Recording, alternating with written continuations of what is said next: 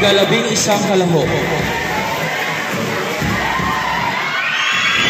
Ang material na ginamit sa kasuotan ay gawa sa balat ng biskit, eco bag, sako ng bigas, takip ng bote, lumang gamit, walis tinting, gamit na holder, karton at balat ng itlog.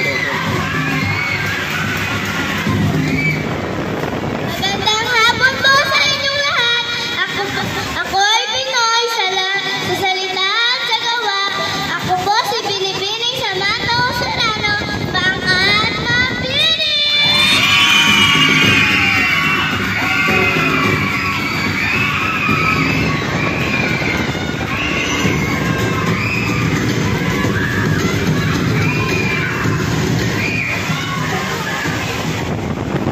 Ika-12 kalaho. Mga material na ginamit sa kanyang kasuotan, plastic, straw, takip ng bote, papel at karton.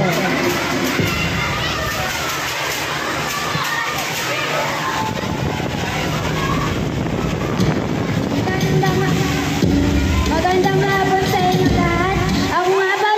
Ako nga pala si Asha Corinne Binigtao, ika-5 baitang at 5 cardinal.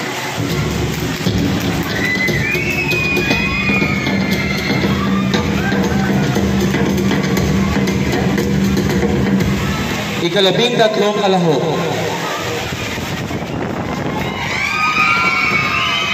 Mga material na ginamit sa kasuotan, cellophane, karton at straw.